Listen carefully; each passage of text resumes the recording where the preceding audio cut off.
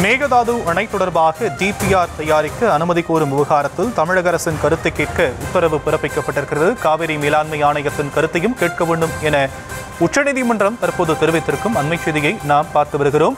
தமிழக அரசு காவிரி மேலாண்மை ஆணையத்தின் கருத்துக்களை கேட்க வேண்டும் எனவும் உத்தரவிட்டிருக்கிறது.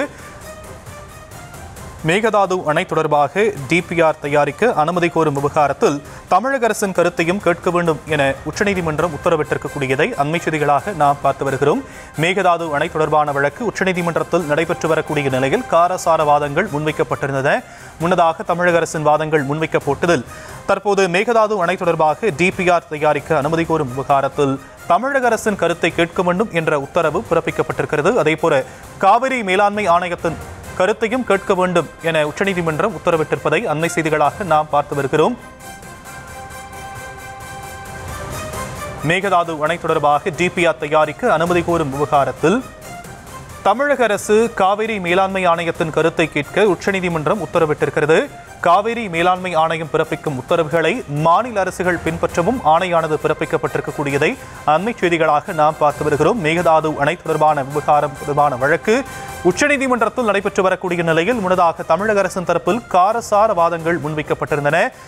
தற்போது மேகதாது அணை தொடர்பாக டிபிஆர் தயாரிக்க அனுமதி கோரும் விவகாரத்தில் தமிழக அரசின் கருத்தை கேட்க வேண்டும் எனவும் உத்தரவு பிறப்பிக்கப்பட்டிருக்கிறது. காவிரி மேலாண்மை ஆணையத்தின் உத்தரவை கர்நாடக அரசு பின்பற்றவும் ஆணை பிறப்பிக்கப்பட்டிருப்பதை அண்மை செய்தியாக நாம் பார்த்து வருகிறோம்.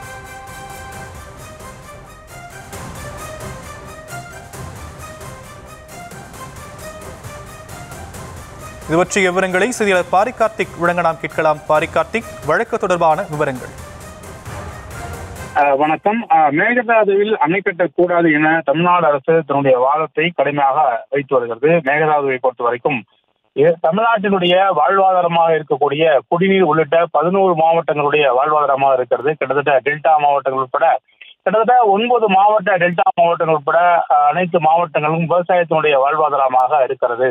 கிட்டத்தட்ட 110 கிலோமீட்டர் தமிழகத்தை பாய்ந்து வருகிற காவிரி நீர் தருமபுரியில் ஆரம்பித்து தொடர்ச்சியாக சிதம்பரம் வரை அது கிட்டத்தட்ட 11 மாவட்டங்களை கடந்து இந்த 11 மாவட்டங்களுடைய வாழ்வாதாரத்துக்கும் சென்னை உட்பட கிட்டத்தட்ட 22 மாவட்டங்களுக்கு குடிநீர் வாழ்வாதாரமாக விளங்கக்கூடிய காவிரி நீரை தடுக்கும் முயற்சியில் கர்நாடக அரசு தற்போது மேகதாதுவில் அணை கட்ட முயற்சிப்பதாக தமிழ்நாடு அரசு தொடர்ச்சியாக குற்றச்சாட்டு ஈட்டு வருகிறார்கள்.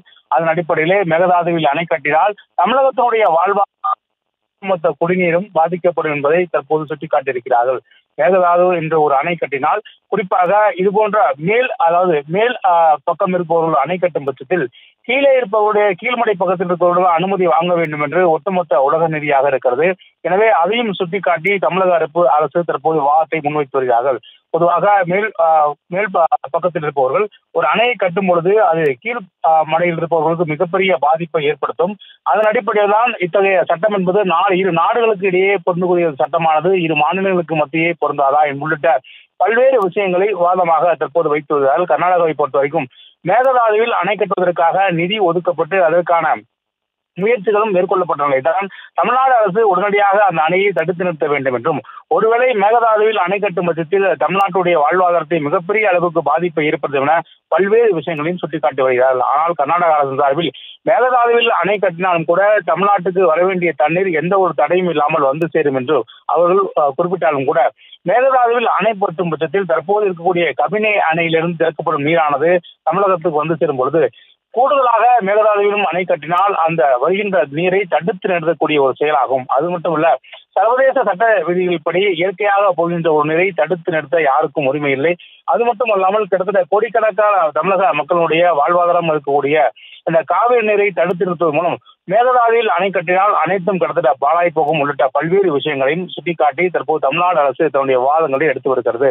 மேலும் தொடர்ச்சியாக மேகதாதுவில் அணை கட்டுவோம் என்று கர்நாடக அரசு கூறியதிலிருந்தே தமிழ்நாடு அரசு இது தொடர்பாக வழக்கு தொடுத்து தங்களுடைய வாதங்களையும் எடுத்து வைத்து வருகிறார்கள். அதன் அடிப்படையிலே தற்போது இருதரப்பும் தங்களுடைய வாதங்களை எடுத்து வைக்கிறார்கள். ஆனால் தமிழ்நாடு அரசு சார்பில் மேகதாதுவில் அணை கட்டக்கூடாது, அணை கட்டினால் தமிழகத்தினுடைய ஒட்டுமொத்த வாழ்வாதாரமே பாதிக்கப்படும் உள்ளிட்ட பல்வேறு விஷயங்களை சுட்டிக்காட்டியும் மேலும் தொடர்ச்சியாக மேற்கு தொடர்ச்சி மலையிலிருந்து வருகிற தண்ணீரை தடுக்கும் பட்சத்தில் தமிழகத்தினுடைய வாழ்வாதாரம் மற்றும் அதை நம்பியிருக்கக்கூடிய மக்களுடைய வாழ்வாதாரம் விவசாயிகள் உள்ளிட்ட பல்வேறு விஷயங்களையும் சுட்டிக்காட்டி ஒட்டுமொத்த தமிழ்நாட்டுடைய குடிநீர் தேவையை பாதிக்கு மேல் மேகதாது அணை கட்டினால் பாதிக்கப்படும் உள்ளிட்ட விஷயங்களையும் சுட்டிக்காட்டி தற்போது வாதத்தை முன்வைத்து வருகிறார்கள். தற்போதைய விவரங்களுக்கு நன்றி பாரி கார்த்திக்.